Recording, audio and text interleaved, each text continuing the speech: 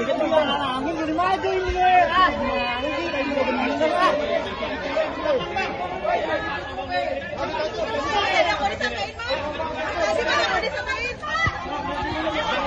Kata-kata hari ini Mas. Tuhan akan melindungi saya.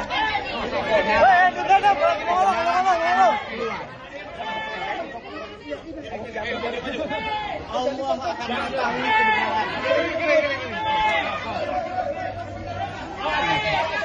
Bagi saya, seumur hidup saya, integritas nomor 1. Kejujuran adalah nomor 1. Allah akan melindungi saya. Insya Allah. Insya Allah.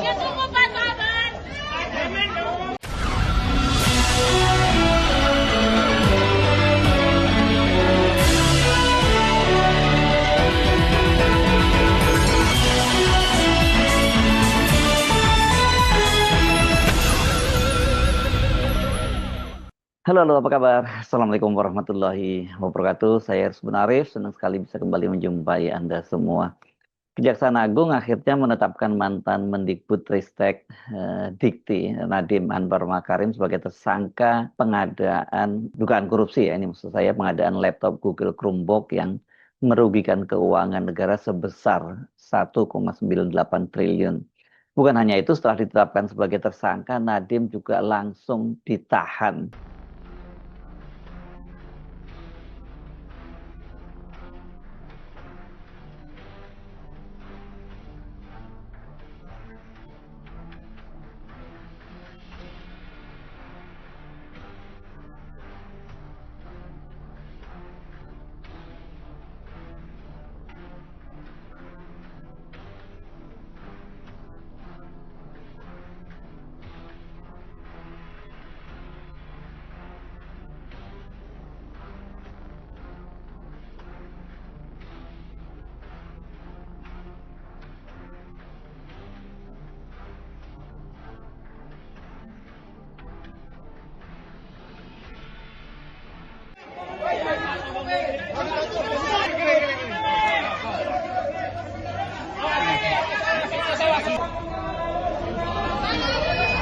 Mas Menteri, kata-kata hari ini Mas Menteri. Mas Menteri.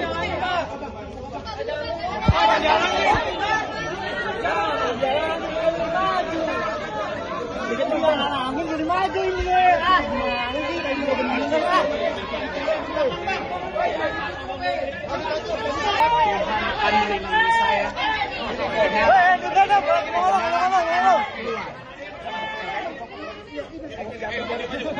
Allah akan mengetahui kebenaran. Bagi saya, seumur hidup saya, integritas nomor 1. Kejujuran adalah nomor 1.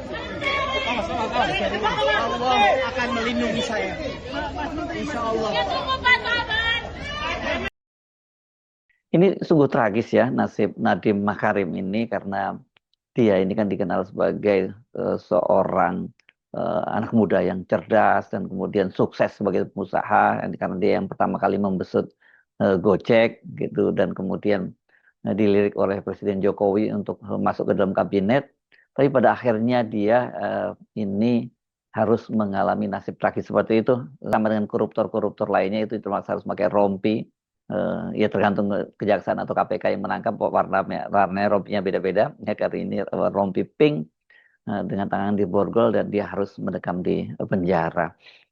Tentu ini nggak pernah dibayangkan ya oleh Nadiem, karena pada waktu itu juga banyak orang yang bertanya-tanya ketika dia kok bersedia menjadi Menteri Pendidikan, padahal ya sebagai seorang pengusaha sebenarnya sudah nggak ada lagi yang perlu dia buktikan ya. Tapi mungkin dia tentu saja punya keinginan lain ya, dengan menjadi pejabat di pemerintahan, dan mungkin saja tadinya niatnya itu berkontribusi pada bangsa dan negara. Tapi kok yang berakhir seperti sekarang ini ya.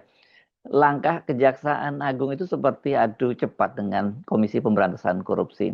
Nah, karena KPK itu juga tengah menyelidiki kasus dugaan korupsi. Ini berbeda lagi namanya, ini kasusnya penyimpanan data di Google Cloud, tapi semuanya berkaitan dengan Google. Nadiem Makarim dan sejumlah saksi sudah diperiksa dan KPK menyatakan ini setelah Nadiem dijadikan tersangka dan ditahan, terbuka untuk memeriksa kembali Nadiem, bahkan juga ini bisa seperti dikatakan oleh juru bicara KPK Budi Prasetyo, Nadiem bisa juga dijadikan kembali sebagai tersangka karena kasusnya berbeda. Ini apes banget ya nasib yang dialami Nadiem itu. Setelah tidak jadi menteri, dia harus berurusan dengan dua lembaga penegak hukum dan dua-duanya itu dalam kasus korupsi. Kejaksaan Agung sebelumnya telah menetapkan 4 orang sebagai tersangka dalam kasus pengadaan Google Chrome Book ini. Mereka adalah mantan staf khusus Nadiem, Juristan, mantan konsultan Kemendikbudristek Ibrahim Arif, Direktur Sekolah Dasar Kemendikbudristek periode 2020-2021 Sri Wahyuningsih, dan Direktur Sekolah Menengah Pertama. Nadiem ini sebelum akhirnya dia ditahan itu sudah diperiksa sebanyak 2 kali, artinya kemudian 3 kali diperiksa dan langsung ditahan gitu.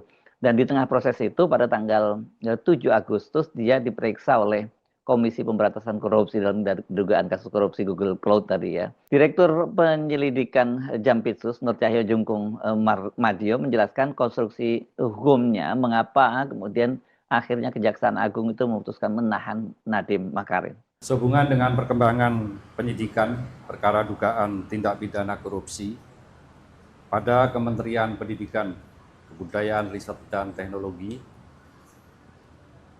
dalam program digitalisasi pendidikan tahun 2019 sampai dengan tahun 2022, dapat kami sampaikan bahwa berdasarkan hasil pemeriksaan dan alat bukti, yaitu berupa keterangan saksi, ahli, petunjuk, dan surat, serta barang bukti yang telah diterima atau diperoleh tim penyidik pada Jampitsus, pada hari ini kembali menetapkan 1 orang tersangka dengan inisial NAM selaku Menteri Pendidikan, Kebudayaan, Riset, dan Teknologi Republik Indonesia periode tahun 2019-2024. Perbuatan yang dilakukan oleh tersangka NAM antara lain yaitu pada bulan Februari 2020, NAM yang saat itu menjabat sebagai Menteri Pendidikan dan Kebudayaan, Riset, dan Teknologi melakukan pertemuan dengan pihak dari Google Indonesia dalam rangka membicarakan mengenai produk dari Google, yaitu dalam program Google for Education dengan menggunakan Chromebook yang bisa digunakan oleh kementerian, terutama kepada peserta didik. Dalam beberapa kali pertemuan yang dilakukan dengan pihak Google telah disepakati bahwa produk dari Google yaitu Chrome OS dan Chrome Device Management atau CDM akan dibuat proyek pengadaan alat teknologi informasi dan komunikasi atau TIK. Dalam mewujudkan kesepakatan antara NAM dengan pihak Google Indonesia, selanjutnya pada tanggal 6 Mei 2020, NAM mengundang jajarannya, diantaranya yaitu H selaku Dirjen PAUD Dikdasmen, T selaku Kepala Badan Litbang Kemendikbudristek, JT dan FH selaku staf khusus menteri telah melakukan rapat tertutup, yaitu melalui via Zoom meeting, dan mewajibkan para peserta dalam menggunakan handset atau alat sejenisnya yang membahas pengadaan atau kelengkapan alat TIK, yaitu menggunakan Chromebook, sebagaimana perintah dari NAM. Sedangkan saat itu pengadaan alat TIK ini belum dimulai. Untuk meloloskan Chromebook produk Google, Kemendikbud sekitar awal tahun 2020, NAM selaku menteri menjawab surat Google untuk ikut partisipasi dalam pengadaan alat TIK di Kemendikbud. Padahal sebelumnya surat Google tersebut tidak dijawab oleh menteri sebelumnya, yaitu ME, yang tidak merespon karena uji coba pengadaan Chromebook tahun 2019 telah gagal dan tidak bisa dipakai untuk sekolah garis terluar atau daerah terluar tertinggal terdalam 3T. Atas perintah 6 dalam pelaksanaan pengadaan TIK tahun 2020 yang akan menggunakan Chromebook, SW selaku Direktur SD dan M selaku Direktur SMP membuat juknis, juklat yang spesifikasinya sudah mengunci, yaitu Chrome OS. Selanjutnya tim teknis membuat kajian review teknis yang dijadikan spesifikasi teknis dengan menyebut Chrome OS. 6 pada bulan Februari 2021 telah menerbitkan Permendikbud nomor 5 tahun 2021 tentang petunjuk operasional dana alokasi khusus fisik reguler bidang pendidikan tahun anggaran 2021 yang dalam lampirannya sudah mengunci spesifikasi Chrome OS. Ketentuan yang dilanggar: 1. Peraturan Presiden nomor 123 tahun 2020 tentang petunjuk teknis dana alokasi khusus fisik tahun anggaran 2021. Kedua, Peraturan Presiden nomor 16 tahun 2018 sebagaimana telah diubah dengan Peraturan Presiden nomor 12 tahun 2021 tentang pengadaan barang jasa pemerintah. Ketiga, Peraturan LKPP nomor 7 tahun 2018 sebagaimana telah diubah dengan Peraturan LKPP nomor 11 tahun 2021 tentang pedoman perencanaan pengadaan barang jasa pemerintah. Kerugian keuangan negara yang timbul dari kegiatan pengadaan TIK diperkirakan senilai kurang lebih 1.980 miliar yang saat ini masih dalam penghitungan kerugian keuangan negara oleh BPKP. Pasal yang disangkakan: tersangka 6 disangkakan melanggar pasal 2 ayat 1 atau pasal 3 Yunto, pasal 18 Undang-Undang nomor 31 tahun 1999 sebagaimana diubah dengan Undang-Undang nomor 20 tahun 2001 tentang perubahan atas Undang-Undang RI nomor 31 tahun 1999 tentang pemberantasan tindak pidana korupsi Yunto pasal 55 ayat 1 ke 1 KUHP. Untuk kepentingan penyidikan, tersangka NAM akan dilakukan penahanan di rutan selama 20 hari ke depan sejak hari ini tanggal 4 September 2025 bertempat di Rutan Salimba Cabang Kejaksaan Negeri Jakarta Selatan.